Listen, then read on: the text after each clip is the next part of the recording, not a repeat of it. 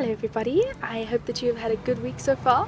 I cannot believe that July is already over and that we're into August already. It's going so fast. But anyway, I am back with point number 3 from our mission to Botswana, so here goes. I play quite a few instruments and had brought my guitar with me on mission to sing around the fire or during our devotions. The pastor we were staying with heard me playing and asked if I could play keyboard. I told him I could, and so he asked if I would play with him the next day in church. It was a great honour, and so I accepted.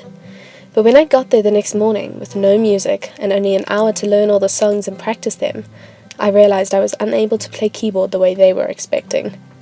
I tried to figure them out as they sang, but pretty soon time was nearly up, and I wasn't nearly ready. So, feeling useless and ashamed, I called the pastor over and I said I didn't think I was ready to lead on the keyboard, and I wondered if it would be okay if I could rather accompany him on the guitar. And so he accepted, and I followed him as he practiced with the singers. But I'm very much someone who likes to do things with excellence and do things well, and so messing up was quite uncomfortable.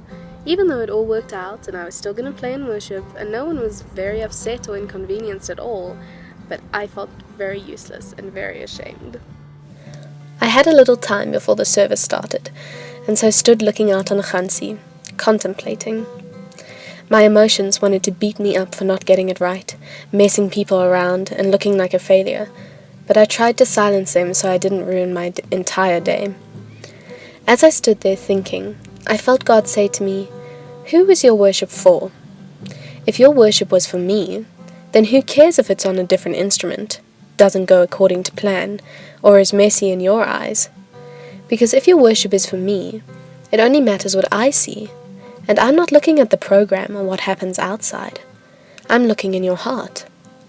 Whether you play keyboard or guitar, whether you dance or sing, whether you know the songs or not, it's all the same to me. I'm just looking who it's done for. And if you bring seemingly messy worship to me with a heart of love, seeking my face, then I call it beautiful. So who is your worship for?" I actually giggled to myself as I realized how ridiculous I was being. I was ready to throw away the whole day over a little mistake that I made in man's eyes, whereas I should have just been looking at what I was doing in Jesus' eyes the whole time. I still played in worship that day alongside the pastor, trying to keep up as he played the foreign songs in the most random of keys. But I didn't stand up there in stress, worried I wouldn't keep up or do it right, but instead stood there playing my best and enjoying the chance to worship Jesus. It is so easy to fall into the trap of doing people worship, making sure everything looks and sounds good in the eyes and ears of our fellow believers, instead of taking a look inside to see who exactly we are singing, dancing, and worshipping to and for.